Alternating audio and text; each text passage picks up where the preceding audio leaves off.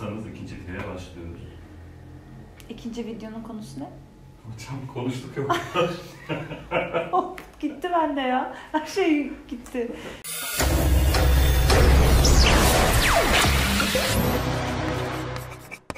Kimler burada kanalımıza hoş geldiniz. Ben Burak. Ben Gizem. Bugün ikinci videomuzu çekiyoruz. Kamera heyecanımıza hala yenmiş değiliz ama bakalım Civan arkadaşımız bizi bugün nasıl konuşturacak. Evet Civan, sorularınızı... Bence bu videoların sonunda bizden daha çok Civan merak edilecek. Oha, çok mantıklı. Buradayım sanıyorsunuz. Aa, çok mantıklı. Lanet olsun. Evet, 100. 1000. abonemizde Civan'ın yüzünü göstereceğiz. Göstereceğiz. Burak Hocam, öncelikle sizle başlamak istiyorum bu sorulara. Bu arada bir şey söyleyebilir miyim? Bu gerçekten samimi olması gerekiyor. Çünkü şöyle, bu soruların hiçbirini biz daha önce duymadık. Burada doğaçlama çekiyoruz şu anda. Öyle zaten. Şu an ben yani, soruyorum. evet. Aklıma geldikçe. Bunu hazırlanmış bir süreç yaşamadık yani. Hazırlanma süreci yaşamadık. Ve ben de çoğu insan gibi merak ettiğim şeyleri soracağım. Burada sizden doğaçlama olarak herhangi bir hazırlık olmaksızın cevaplar alacağım. Daha gerçek, daha güzel, daha Bence samimi de. bir video olacak. Şubat'ta kafeyi açtınız, biz açılışa geldik. Gayet tatlı, şirin bir yerdi ama tam birkaç hafta sonrasında yanılmıyorsam, Evet. ayı bile dolmamıştı herhalde. Yok hayır. Araya karantina girdi ve her yer kapanmak zorunda kaldı. Yani 17 gün sonra oldu işte. Evet, 17 gün açık kalabildi sadece. Biz karantina bittikten sonra geldiğimde çok başka bir Kim Kafe gördük. Zaten videolarımız var, ne kadar şaşırdığımızı. Videoya almıştınız. Evet. O süreçte görmüş oluyoruz ki bu sahne arkanızdaki şey bile yoktu. Evet. Ve ben hani şimdi nasıl yaptığınızı az çok biliyorum. Spoiler vermek istemiyorum, sizden duymak istiyorum. Sizin için çok yoğun bir süreçti. Biz hepimiz evde yatarken tabiri caizse, Evet. siz burada ilmek burayı dokunup burada çalıştınız. Burada benim gözyaşlarım var. Şimdi bildiğim kadarıyla şu perdelerden pullara her şey sizin kendi emeğiniz. Evet. Burak Hocam zaten sizin mesleğiniz gereği inşaat mühendisisiniz. Hani eliniz inşaata yatkın, duvarları bile siz ördünüz. Şimdi araya videolar da ekleyeceğiz. Gizem Hocam siz her iş elinizden geliyor maşallah. Perdeleri siz yaptınız, pulları birlikte yaptınız, kostümler, her şey size ait. İkinizin böyle muhteşem ortak bir emeğini görüyoruz burada. Bu süreci bize anlatabilir misiniz sizden rica? Yani Şubat'ın biz 16'sında açıldık ve Mart'ın 17'sinde kapandık. Aslında hemen hemen bir ay çalışabilmiştik. Tabii ki ilk açıldığında dediğin gibi kafe çok sadeydi, fazla sadeydi. Bize çok güzel geliyordu, çok tatlı geliyordu ondan sonra ama insanlar hep diyordu ki burası boş, burası boş. İşte biz başta biz kızıyorduk yani hani ya bence çok güzel hani. Her gelen bir şey söylüyor. Her gelen bir şey söylüyor. Hatırlıyorum. Sonra karantina geldi. Aslında bizim şöyle bir şeyimiz vardı. Biz yıllarca çalıştık. 8 sene ben çalıştım, 8 sene Gizem çalıştı ve dedik ki biz kafeyi açmadan işlerimizden istifa ettik ve diyoruz ki hani bir hafta tatile gidelim.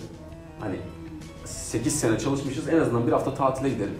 Öyle olmadı. 8 sene çalışıp istifa edip ertesi gün ben gelip burada badana yapıyordum. İşte Gizem yerleri siliyordu. Hemen kafeyi açtık. Korona girdi. Korona girdi ve dedik ki abi hani tatil al sana tatil. Yani ne isterken, yani bir şey isterken detaylandırmak gerekiyor. Hani, Ne dilediğine dikkat Çok et. haklısın. korona döneminde ilk başta tabii biz komple dükkanı zaten biz boyamıştık koronadan önce. Sonrasında da alt katı bitirmemiz gerekiyordu. Alt katı gerçekten biz kafe açık olsaydı bitiremezmişiz. Hani korona olmasaymış bitiremezmişiz burayı. En azından birilerine yaptırmamız gerekirdi. Şimdi burada 13.800 tane pul var. Ve biz bunu bir yerden esinlendik açıkçası. Hani tamamen bizim fikrimiz değil. Günlerce böyle belki bir hafta 10 gün kafa yorduk. Dedik ki biz buraya 13.000 tane pulu nasıl çakarız? İşte diyoruz ki metreyle çizeriz, tek tek noktalar koyarız, işte böleriz vesaire. Düşüne en son bir yol bulduk. Onu da sizinle video olarak paylaşacağız. İşte kafede kalıyorduk bu arada. 3 ay boyunca kafede kaldık. Duş almaya eve gidiyorduk. Gizem şey yapıyordu. Pulları böyle fasulye şey yapar gibi pulları hazırlıyordu. Tabii işte 8 saatte 1000 tane falan yapabiliyorsun. Yani 8 saat ama çalışman gerekiyor yani bir fiil. 1000 tane falan yapıyorsun 8 saatte. O 8 saatte birkaç tane film bitirmiştim yani. Bir sürü film izledim onun sayesinde çünkü hem izliyorum hem yapıyorum. film izlerken Gizem orada pul hazırlıyor. Pul ayıklıyor. He, fasulye anneler yapıyor ya fasulye. Artık bakmadan yapıyordu tamam. Ama bir el işçiliği var yani hani pulların buraya çakılma süreci var. Yani bir pul için 3 tane bir şey birleştirmeniz gerekiyor. Çok detaylı söylemeyeyim. Onun da videosu ayrı çünkü yaparken ve işlem görürken onların videolarını da çektik. Bu hazırlanma sürecini falan hepsini çektiğimiz için o zaman onları da yine yayınlayacağız. Oradan görsünler yani arkadaşlar. İnsanlar bu fikrimizden esinlenip kendileri de aynı konsepti yeniden yapabilirler. Yapmasın. Biz Ve yapalım. atacağımız videoyla da bunu yoluna Biz geberdik yani. Ya tabii ki. Vallahi. Ya burada zaten mesela gelip görüyorum işte Evet. müşteriler, insanlar hani ben de bunu dükkanıma yapacağım falan diye. Mutlu oluyoruz. Ya mutlu oluyoruz. Hani sonuçta birlikte varız. Birlikte bir şeyleri başaralım. Biz onlardan esinleniyoruz, bir şey yapıyoruz. Tabii. Onlar bizden esinlenip ben başka bir şey Bir de yapıyorum. açıkçası pulları nereden esinlendiğinizi bana göstermiştiniz ama bu bizim gördüğümüz esinlendiğinin arasında dağlar kadar fark var. Hani bu konsept yoktu ve çok farklı bir şey çıkarmışsınız bu arada. Hani bu yine bizim eserimiz derseniz yeridir. Ya Orijinal bir şey çıktı çünkü sonuç olarak ortaya. abi bütün gün çivi çakmaktan gece böyle uyuyorduk yani hani yani bunu gerçekten yapmayı düşünen varsa yapsın. Yani şöyle mesela diyorum ki işte kaç tane sizce pul var burada? İşte 3000 falan diyorlar. Şöyle göstereceğim. Beni çekebiliyor musun şu anda? Evet. Hiç kalkmayayım. Şöyle gideyim. Mesela şöyle 2, 4, 6, 8, 10 tamam mı? Şurası 10. 2, 4, 6, 8, 10. Yani şurası 100. 100. Aslında Ve evet. bunun üstleri falan da var hani sağ sol yani hiçbir şekilde hani perde kapatır buraya yapmayalım ayağına aslında düştük de. Evet. Sonra dedik neyse.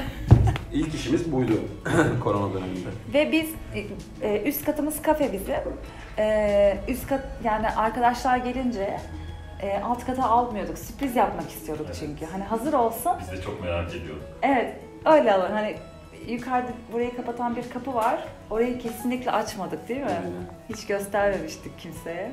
Sonra zaten onların iniş anlarını videoya çektik. O şok geçirmiş hallerini, o mutluluk anlarını çektik zaten. Onları da bir gün paylaşırız. Bir de tuğlaları bile o da sizin tasarımınız diye anlamıyorsam. Ve yukarıda da bu pullar var yani sadece burayla bitmiyor. Tabii üst katta da bir görsel bir duvarımız var. O da şöyle oldu açıkçası. Yani o kadar temizdi ki üst kat. Yani temizlikten kastım şu. Hani dümdüz bir boya, mavi bir duvarımız vardı.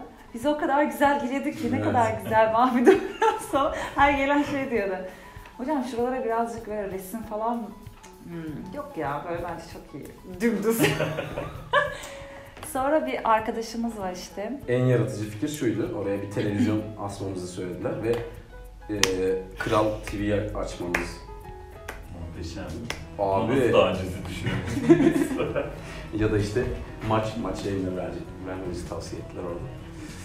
Biz onun yerine dedik ki biz burayı biraz yani bizim koltuklarımız falan eskiydi biraz işte daha retro diyeyim. Daha böyle eskitme bir şey yapalım. Biz buraya tuğla örelim dedik. Onu bilgisayarda çizdik. Komple tuğla yapınca çok standart oluyordu. Yani çok herkesin yaptığı bir şey. Biz onun yerine tuğlayı böyle sanki yıkılmış, içi boş kalmış gibi ördük. Onu da beraber ördük. İşte ben ustayım, Gizem çırak, işte çırak harçkar. Gizem harç çıkarıyor orada. Koca şeyle. Ondan sonra harç ver, çay ver. Hiç bir dakika boş bırakmadım mesela. Kadınlar pandemide ekmek yaptı. Ben harç çıkardım ya. Ya benim neyim eksikti o kadınlardan? Ama bu kadar emeğin sonucunu aldınız. Yani çok Kesinlikle. gurur verici. Çok şükür. Ben de sizin eski bir öğrenciniz olarak, yani öğrenciliğim bitmiyor hatta, eski demeyeyim. Gördüğümde çok gururlandığım bir manzarayla karşılaştım. Keza herkes öyle. Ve kısa sürede Eskişehir'de hemen duyuldunuz. Hemen buradan spoiler vermek istemiyorum, onun için ayrı video çekeceğini söylediniz ama hemen iş teklifleri geldi. Zaten ekibinizi büyüttünüz. Bu ekipten bahsetmişken bünyenize neler eklediniz Gizem Hocam? Çünkü sadece tiyatro ile ilgileniyordunuz. Kent Konseyi'nin size ayarladığı bir odada bunu icra etmeye çalışıyordunuz. Sonradan nasıl gelişti kafe açtıktan sonra? Bünyenize neler aldınız? Bundan da çok kısa bahsedebiliriz. Ekip olarak mı? Hı hı. Yani Kim tiyatro ekibi olarak? Kim tiyatro ekibi tabii sadece bir amatör topluluk ama profesyonel işler yapmaya çalışan bir ekip aslında. İçimizde tabii profesyonel oyuncularımız da var, öğrencilerimiz de var. Kendi yanında kavrulan, dekorunu kendisi yapan, kostümünü kendisi diken tamamen güzel bir, çok tatlı bir ekibimiz vardı ama biz dedik ki bu kimin altında bir sürü kol olmalı. Yani bambaşkalaşmalıyız. İşte bir çocuk grubu açtık, yaratıcı drama grubu açtık çocuklarımız için. Onun bir hocası var profesyonel bir şekilde. İşte konservatuvara hazırlık ve atölye eğitimi veren bir hocamız var. Yine aynı şekilde profesyonel şehir tiyatrolarından gelen bir hocamız. Doğaçlama grubu oluşturalım dedik. Doğaçlama grubu oluşturduk. Bunun altında tabii kamera önü eğitimimiz var. Birçok şekilde dallanmaya ve budaklanmaya başladık. Bu da tabii bizi çok mutlu ediyor çünkü yani şöyle söyleyebilirim, 2013 yılında aslında, 2014-2013 yılında kuruldu Kim Tiyatro ekibi değil mi? Yanlış hatırlamıyorum. O süreçten, hani bu sürece, şimdi değişikliği bir tek biz fark ediyoruz. Bizimle beraber olan oyuncularımız da tabii var. O yıllardan beri gelen arkadaşlarımız da var ama hakikaten bu çok gurur verici bir şey. Tabii sizlerin sayesinde çünkü siz bu ekibi benimsemeseniz ya da bu işte kafeyi benimsemeseniz zaten şu anda bu şekilde de olamazdık yani açıkçası. Ama açıkçası zaten dışarıdan benimsenmeyecek gibi değil ve çoğu insanın, hani kendi çevremden de duyuyorum, çoğu insanın gıptayla baktığı, birbirine örnek gösterdiği bir ekip. Bu ekibin parçası olmaktan her zaman gurur duydum. Ve yanlış bilmiyorsam sadece Kim Tiyatro ekibi için değil, tüm ekiplere açıksınız. Kesinlikle öyle. Tüm ekipler sahnenizi kullanabiliyor. Kesinlikle. Burada söyleşiler olabiliyor, stand-up'lar oluyor. Kesinlikle. İsteyen herkesin rahatlıkla gelip kullanabileceği çok rahat, temiz ve nezih bir ortam. Şöyle açıkçası biz yani ilk kurulduğumuzda, ekibi ilk oluşturduğumuzda sahne sıkıntısı çok çektik. Yani sahne bulamadık. Küçücük odalarda, işte arkadaşların 1+1 evlerinde falan çalıştık. O kadar zorluk çektik ki, yani bu bizim hayalimizdi. Bu hayalimizle beraber sıkıntı çeken tüm tiyatro severlerin, tüm sahne arayan insanların da aslında ön ayak olmak istemiştik. Yani amacımız sadece buydu aslında. Çünkü hakikaten sahnede çalışmak çok farklı ya da sahneye çıkmak çok farklı. Mesela karaoke gecelerimiz oluyor. Ama sadece dinlemeye gelenler var. Ya diyorum ki sahneye çıktınız mı? Şu yüksek zemine bir çıkın. Hani bir görün ya. Burada bir heyecanlanacaksanız da evet yani. Burada gelin kafamızı dağıtalım. Hani mutlu olalım. Ya çık şu sahneye. Şu yükseltiye bir çık bakalım ne oluyor. Hani kendini gerçekten böyle bir gör. O heyecanı o hissiyata bir kapıl bakalım hissiyata. Öyle. Peki hocam. Şimdi ikiniz de bu kafe sürecinde işten ayrıldınız ya da ayrılmak durumunda kaldınız diyeyim. Tam üzerine de pandemi bastırdı sürpriz bir şekilde. Bu süreç sizin için nasıl işten ayrılma süreci? Pişman olduğunuz mu, pişmanlıklarınız var mı? Varsa nelerdir? Burak hocam sizden başlayalım. Benim çok güzel oldu. Ben 8 sene şantiyelerde çalışıyordum. Çok iyi bir şirkette çalışıyordum. Buradan saygılarımı sunarım. Ama benim orada mutlu olmadığımı benim patronum da farkındaydı. Israrla bana Burak sen burada mutlu değilsin diyordu. Çünkü benim işte fotoğraf çekmeyi çok seviyorum, video çekmeyi çok seviyorum, işte bilgisayarda görselleştirme yapmayı çok seviyorum. Ama çalıştığım yer şantiye, pis bir ortam, kaba bir ortam. Ocak ayının işte sonlarına doğru biz bu kararı verdik. Ve aslında önce Gizem işten ayrılacaktı, sonra ben ayrılacaktım. Sonra öyle olmadı. Vazgeçtik. Dedim hani ben ayrılayım en azından. Sen daha çok çalışsın. Ya kaba işleri yaparım gibi düşündüm ben. Yani işte boyadır, temizliktir, pis işleri yaparım. Ah kesinlikle. Diye ve öyle oldu. Gittim işte konuştum, anlattım böyle bir fikrim var diye. Sıcak, hani kötü karşılamadılar, yardımcı oldular. En güzel tarafı istifa ettikten sonra işten çıktım, yani ofisten çıktım ve şehirde yürürken hissettiğim o özgürlük duygusu, hani bu mükemmel bir duyguydu. Hani şu an artık çalışıyorum, hani kafemiz var, rahat bir işimiz var ama o duygu yani o duygu o andı yani. Gerçekten işten çıktım, ofisten ve sokakta yürüyorum. Abi kuşlar uçuyor, ağaçlar varmış falan, hani çok müthiş bir özgürlük hissi gelmişti. Yıllardır bir de hayalinizdi kendi işinizi kurmak. Evet. Şu an muhtemelen daha çok çalışıyorsunuz ama Şu an daha çok gördüğüm çalışıyorum. kadarıyla mutlusunuz, enerjiniz daha yüksek. Onu soruyorlar mesela, hani ben normalde sabah 8 akşam 6 çalışıyordum. Kaç saat yapıyor? 10 saat çalışıyordum. Şimdi 15 saat çalışıyorum. Hani yine şantiyede çalışırken haftada 7 gün çalışıyordum. Yine 7 gün çalışıyorum. Orada izin yapabiliyordum. Şu an izin yapamıyorum. Ama daha mutluyum, evet. Zorluğu korona yüzünden bir maddi şeyimiz yoktu. Gelir kaynağımız yoktu 3 ay. Tek sıkıntımız oydu. Orada da bizim işte bir cimbalimiz vardı. Onu satıp 3 ay karnımızı doyurduk. Evet. Peki Gizem Hocam, bir de yeni evlenmiştiniz. Çok fazla borcunuz, masrafınız var. Biraz özel konuda biliyorum ama sizin için çok zor bir süreçti biliyorum. Ben burada yaparım. Çok pis dedikodu yaparım da. Amacım sizden onu alabilmek hocam. Bir de var olan tüm sermayenizi buraya yatırmak zorunda kaldınız. İşte tam da üzerine işten çıktınız. Pandeminin geleceğini de bilmiyordunuz. Pandemi öncesi bir durum. Nereden Bu. bilelim ya? Evdeki hesap çarşıya uymadı. Aynen öyle. Peki sizin pişmanlıklarınız nelerdir ya da pişman oldunuz mu? Muhakkak pişmanlıklarınız vardır, iyi kileriniz de vardır. Ben bunları merak ediyorum. Çalıştığım şirket çok güzel bir şirket. Çalıştığım bölüm çok güzel bir bölüm. İşimi gerçekten çok severek yapıyordum. Ama bir şey eksikti. Yani işten çıkıp provaya gidiyorum. Ama o 10 saatte gösterdiğim enerjiden daha fazla bir enerjideydim. Aslında yorulup gitmem gerekiyor provaya ama o 2 saatlik provada inanılmaz bir enerji yükleniyor. Çok mutluyum. Yani bir şekilde şunun kararını vermemiz gerekiyordu. Kariyer mi? Hani ya da nasıl kesinlilik mi? Yoksa arada hani nasıl derler? Yani sen garanticisin, o garantici, evet. Garantici misin? Yoksa işte mutlu olduğun şeyi seçip birazcık böyle riske girebilir misin aslında biz? Yani bizim aslında tek atımlık bir kurşunumuz vardı, öyle diyeyim. Onu da buraya harcamak durumunda kaldık ve ikimizin aynı anda işten istifa etmesi şöyle dursun. Şimdi Burak'ın bir hayali vardı, bir işletme sahibi olabilmek, yani bir kafe. Çok istiyordu kafede. Biz zaten öğrenciyken de kafede çalışıyorduk. O ayrı bir kafede çalışıyor, ben de ayrı bir kafede çalışıyordum. O anki hep şeyimizi anlatıyoruz, işte o günlerimizi anlatıyoruz. Yani çok eğlenceli geçiyordu. Hani garson olmak ne kadar güzel bir şey. Hani bilmiyorum, şu an garson olup bizi izleyen arkadaşlarımız varsa biz çok seviyoruz aslında bu işi. Ben de tiyatro tarafından gitmek istiyordum.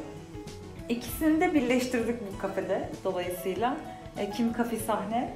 Hani ikimiz de aslında farklı işletmelerin farklı yöneticileri ya da müdürleri gibi olduk işte, bilmiyorum. Evet, alt kat sizden soruluyor. Evet. Bir çizgi var orada, orası güzel. Fotoğraflarım. Öyle oldu ama pişman mıyım? Değilim ya. Yani hakikaten çok severek yapıyorum ben ve şu an şöyle bir şey var. Hani kendi işin, yani bir başkasının işine gösterdiğin enerji kendi işinde gösterdiğinde hakikaten daha farklı. Yani daha mutlu oluyorsun. Çünkü diyorsun ki ya yoruluyorsam da kendim için yoruluyorum. Ya da bir şeyleri başaracağım için yoruluyorum. Evet, orada belki bir sabit bir maaş gelirim vardı. Ama burada da mutlu oluyorum. Yani ben mesela boş duramayan bir insanım. Hani beni tanıyanlar bilir. Ben boş duramam, oturamam yani. Mutlaka bir şeylerle uğraşmam gerekiyor. Çünkü şöyle bir felsefe var bende. Çok çalışırsan ya da bir şeye gerçekten çok emek verirsen o işin karşılığı geliyor sana. Yani bir şey oluyor. Orada sihirli bir şey var yani. Bilmiyorum. Öyle gerçekten dediğiniz gibi boş duramıyorsunuz. Duramıyorum. Her an maske boyuyorsunuz. Resim yapıyorsunuz. Üzerindeki tişörtü bile Gizem Hoca dikti. Hani tişört dikiyorsunuz, atölyeniz de var. Evet. Küçük atölyeniz orada. Onu da videoda gösterelim. Bu dediğim gibi perdeleri yaptınız. En olmadığı şey yapıyorsunuz. Gidip kostüm yapıyorsunuz. Evet. Yani hiçbir şey bulamazsam temizlik yaparım yani. Gidip bulaşık yaparım. Gidip lavaboyu 3 kere falan yıkıyorsunuz. Şahit olmuş biri olarak. Duramıyorum yani. Sonuç olarak pişman değilsiniz. Değilim. Bunu anladım. Değilim. Yani bir daha olsa bir daha basmayız. Hiç mi pişmanlığınız yok? Ya tamam hadi biraz falan. Bunu almak istiyorum. Hayır şöyle. Konum olarak Ne zaman pişman oldum biliyor musun? Allah bunu söylemek istemiyorum ama şimdi pandemi girdi. Bizim şirket home office'e geçmiş. Evet. Lanet olsun dedim ya. Yani o sıra belki 1-2 ay daha çalışabilirdim mi düşündüm. Bir de psikolojik olarak ikiniz için de çok zor bir süreçti. Yakından tanıklık eden biri olarak söyleyeceğim. Hani dışarıdan bir göz olarak. Her gelen size bir şey söylüyordu. Ya Bu sefer bu var sizi ya. çok yoruyordu. Ben tahmin edebiliyorum. Bir de işten çıkma. Gizem işten çıkma. İşte Burak çıktı sen çalış. Evet. Üzerine de pandemi girince insanlar ben demiştim moduna Tabii girmeye ki, başladı. tabii ki canım. Tabii ki arayıp Gizemciğim, ya biz hep sizi düşünüyoruz pandemide, nasılsınız? Biz de şimdi boks sürdürüyoruz diyoruz. Yok gayet iyiyiz ya, çok ay içimiz kan ağlıyor. Aa, nasıl yapacağız pandemi girdi? Yani milyonda bir olur ya, anladın mı? Hani bir işe başlarsın, bir iş Evet. kurarsın.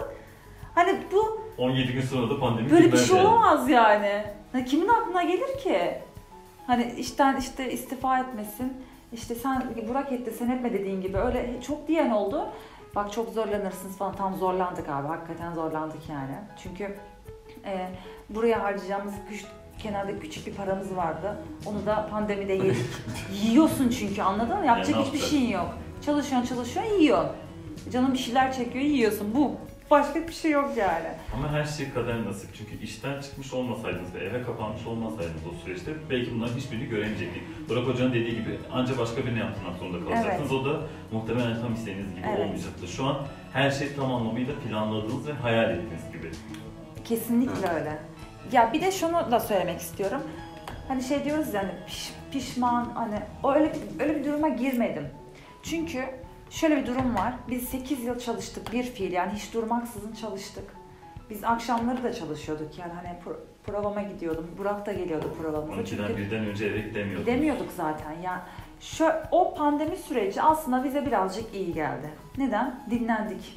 Evet çalıştık ama kendi işimiz için, çalıştığımız için de mutluyduk. Yani şimdi düşünüyorum, hani home office olsaydı, işte devam etmeye çalışmaya devam etseydim, yine bu yorgunluğumu, o bedenen o ya da işte ruhen o psikolojiden çıkamazdım. Ben de şey oldu ya, ilk bir ay işten ayrıldım. Burak'a şey diyorum, yarın işe gideceğim ya diyorum. Evet. Bir sürü diyorum, raporlar var falan. Diyor ki manyak mısın, işte var. Ha çıktım hakikaten, dur ya falan oluyor. Yemin ediyorum bunu yaşadım.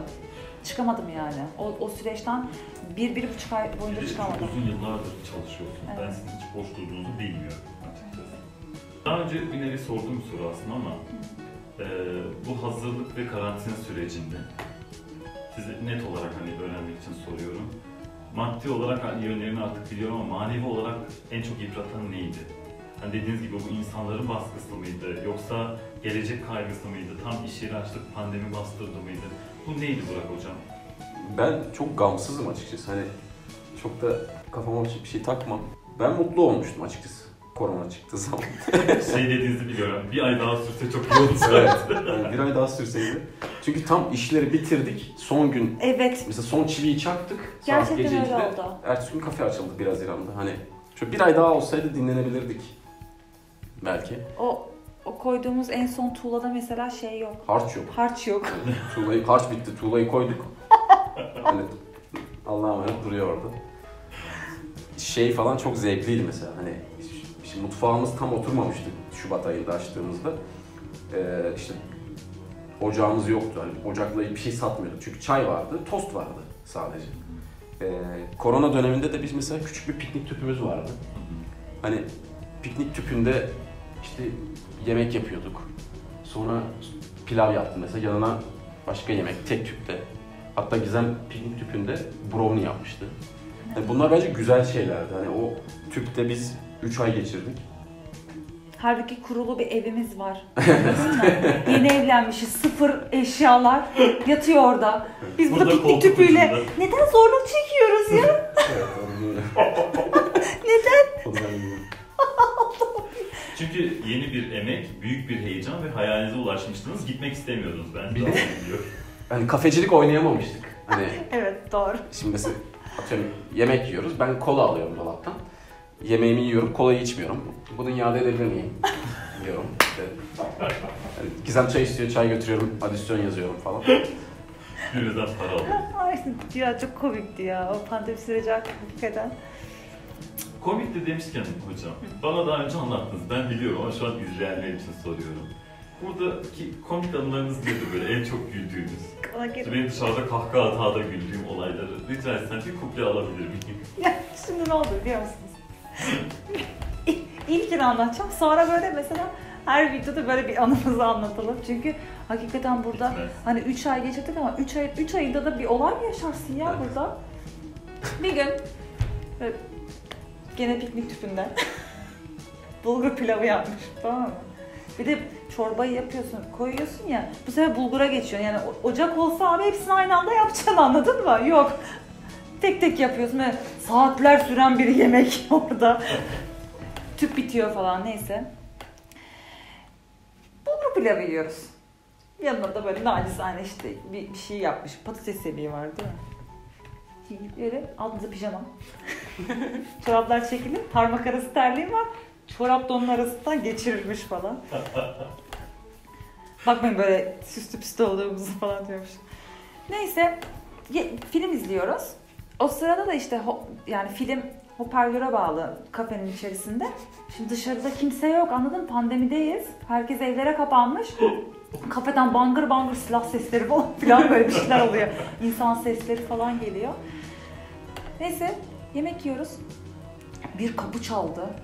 Tamam mı? Don don açın kapıyı, içeride olduğunuzu biliyoruz falan diye biz böyle ne yaptık? Bulgur pilavı, anladın mı? Ne yapmış olabiliriz? İçeriye girdiler sivil polisler. Selam olsun. Saygı. Dedi ki ne yapıyorsunuz burada dedi. İşte söyleyeyim mi onu bilmiyorum da hani yani yasal bir şey mi yapıyorsunuz dedi. Hani kumar gibi yani bir şey mi oynatıyorsunuz falan gibi bir şey söyledi. Burada kesebiliriz bilmiyorum. Sesler geliyor ya, içeride kalabalık var zannediyorlar, anladın mı? Dışarıya ses gidiyor çünkü. Biz de öyle bir film açmışız ki yani. Ve silahlı milahlı var, ateş atılıyor. Neyse ben böyle duruyorum. Abi bulgur pilavı, sen kimsin dedim. Ben eşiyim, evlendik. Ben yanlış anlamayayım abi. O kadar kötüydü ki. Sonra ne yapıyorsunuz burada dedi. Dedik abi işte buradayız, birazdan eve gideceğiz. Tamam çok durmayın falan dedi. Gittik, bir anımız böyle. Tırstım. Yemin ediyorum var ya, orada can verecektim ya. Böyle bir korku yoktu yani. Altımızda pijama. Hocam sizin komik adınız neydi? Yani evet, mesela dediği gibi evlenmişiz, evde işte sıfır yatak var, işte 40 santim vesaire. Burada koltukları birleştirip yatıyorduk. Zaten hala belim ağrıyor mesela. Koltukta yatıyorduk. Bak ayrıntıya atlıyor. Koltukta yatıyoruz da üçlü koltukla ikili koltuğu birleştiriyoruz, anladın mı? Şimdi birimizden birisinin ayakları uzun olacak, anladın mı? Uzatabiliyor yani. İkiliye yatan uzatamıyor abi. Bir gün o yatıyor, bir gün ben yatıyorum. Yani arkadaş gibiyiz, asker arkadaşı gibiyiz. Bir gün Devir sen orada yat bugün falan diye. Sonra şimdi iki koltuğu birleştirerek dediğim gibi, tamam mı? Bir tanesi üçlü koltuk, bir tanesi ikili koltuk. Şimdi mecburen birisinin böyle uyuması gerekiyor. Neyse bir gün o, bir gün ben idare ediyoruz. Ben bir şey keşfettim sonra. Bu iki koltuğu birleştirince arada böyle bir boşluk var. Tamam mı? Oraya ayağını uzatıyorsun ama oraya da ayağını uzatınca abi battaniyeyi alamıyorsun, anladın mı? Üzerine gelmiyor yani. Ayakların buz dışarıda kalıyor falan böyle. Üşüyeceksiniz ya, ayağınız olacak. Tabii. O araya da bir tane ayağın giriyor. Öbürü girmiyor. Olaya bak. Dönüşümlü olarak. Ya böyle bir şey yok. Neden? Neden diye soruyorum gerçekten. Böyle Böyle evinizi görmesem sıfır eşyalar dediğiniz gibi Abi, güzel peki lüks yatağımız bir ev, konforlu bir ev ve çok yakın. Hani 3 adımlık mesafede. Evet, Haklısın. evimiz çok yakın. Hani arada sırada gidip kalıyorduk ama daha çok burada kaldık yani. O değil. Kayınvalidem, annem, kayınpederim arıyor, diyor ki siz manyak mısınız ya?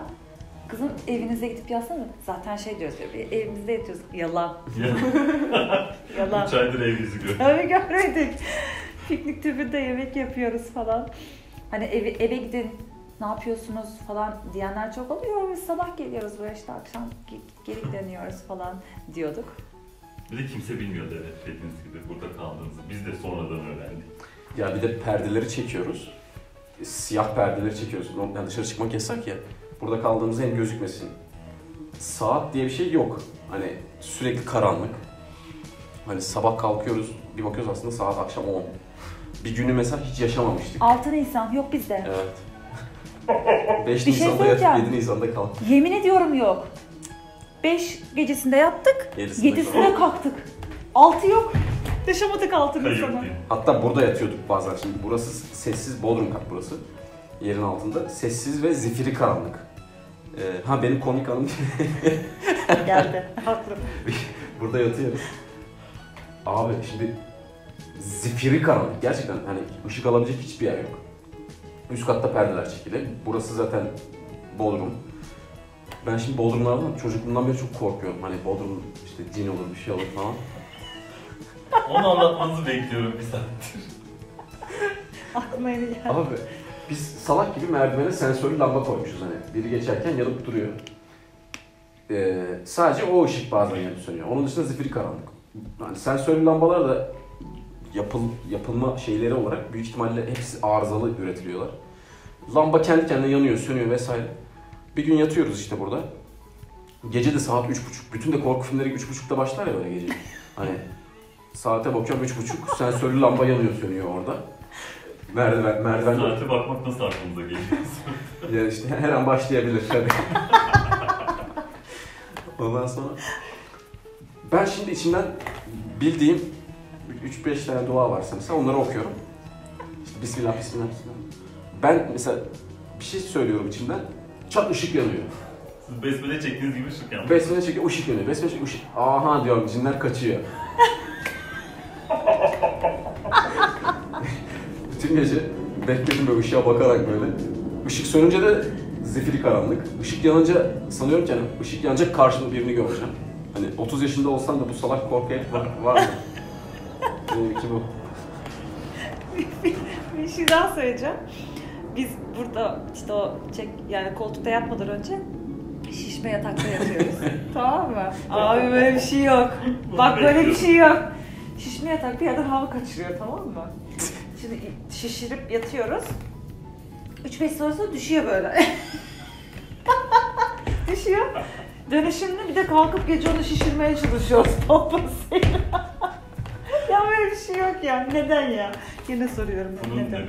nöbetleşe yapıyordunuz. Tabii Evet. nöbetleşe yapıyoruz. Gözünüz kapalı, ayağınız. Evet. Şu an hayal edebiliyor izleyiciniz. Sıra sende falan diyor. Ben kalkıyorum. Peki hocam, bu süreçte yani stresli bir süreç olduğu gibi eğlenceli de bir süreçti biliyoruz. Hani en çok özleyeceğiniz şeyi çok merak ediyorum. İkinizin de ayrı ayrı. Ben bir günümü anlatayım mesela. Şimdi ilk başlarda bu saat kavramı yok dedim ya. Gece 5'te yatıyoruz. İşte ertesi gün akşam 10'da kalkıyoruz falan. Bu hani birçok işte böyle oldu zaten. Yani çünkü yorulmadığımız için uyuma ihtiyacı duymuyoruz. Sonra ben işte Gizem'le konuştum, dedim ki bu böyle olmaz abi.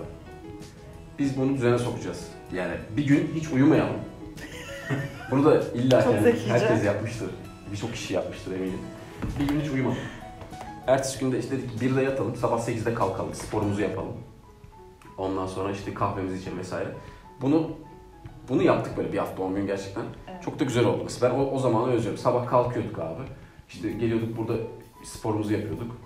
Sonra Türk kahvemizi, mesela Türk kahvesi her sabah içeriz. Hala öyle yani beraber. Kahvemizi içiyoruz. Sonra gün içinde yapmamız gereken işte checklistler var. Bugün tuğla örülecek. Yani saat akşam 8'e kadar işimiz neyse. Bugün perde dikilecek, bugün pul yapılacak, bugün duvar boyanacak vesaire. O günkü işimiz neyse. Spordan sonra kahvaltı, işte kahvaltı, sonra iş. Akşam 8'den sonra serbest zaman.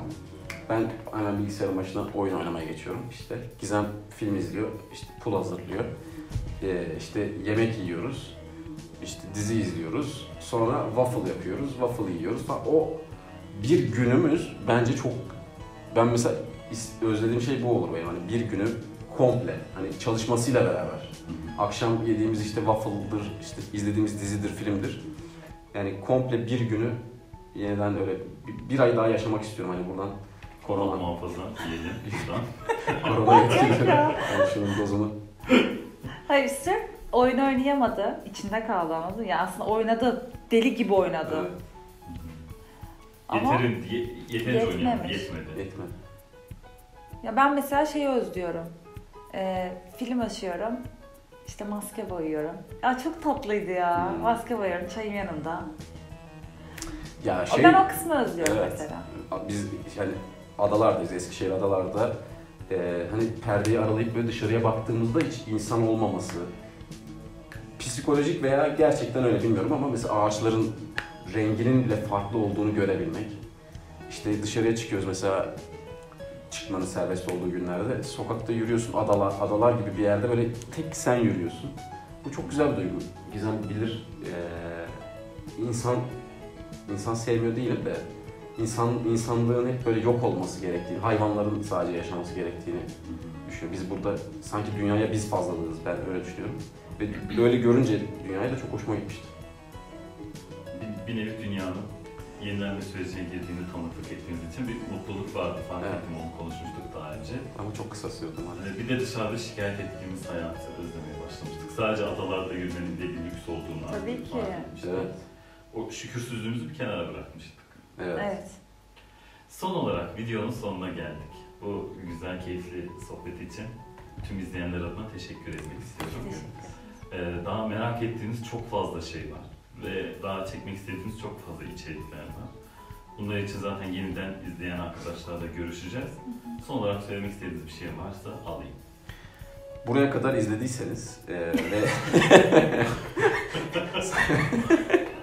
Komandodur buraya kadar. buraya kadar izlediyseniz kanalımıza abone olup videomuzu beğenirseniz bize destek olursanız seviniriz. Biz bir maddi beklenti için değil de böyle bize hatıra kalsın. İnsanlar da istiyorlardı hani paylaşmamızı. Büyük ihtimalle her hafta aynı gün video paylaşıyor olacağız. Ya çünkü her gelen soruyor nasıl yaptınız, nasıl geçti bu süreç. Herkes ayrı ayrı anlatacağını video çekiyor. Ve eğitici videolar da olacak açıkçası. Merak edenler için insanlara ilham olacağını eminim. İleride eğitimler hakkında bilgiler vereceksiniz. Kesinlikle. Yani aslında sen bana onu sormuştun da ben tam herhalde açıklayamamışım. Buran da dediği gibi söyleşimiz olacak, provalarımızdan görüntüler olacak, doğaçlama videolarımızın hepsini oraya koymayı düşünüyoruz. Yani tiyatroyla uğraşan ya da farklı şeylerle uğraşan, kendini göstermek isteyen, başka yerlerde söyleşi imkanı işte isteyen kişiler, herkesi buraya biz davet ediyoruz. Herkesin de gelmesini istiyoruz. Bir de zaten her bağlamda özgün çalışıyorsunuz. Hani oyunları bir zamanlar ben de ekipten biri olarak söylüyorum. Oyunları birlikte yazıyorduk. Birlikte oturup hayalimizdeki kostümü çizip hepimiz boyayıp sonra size veriyorduk. Siz onu dikiyordunuz. Bunlar için de ayrı videolarımız olacak. Tamam. Hani kostüm dikimini konu alacağımız, senaryo yazma sürecini konu alacağımız videolarımız da gelecek. Bunları daha önce konuşmuştuk.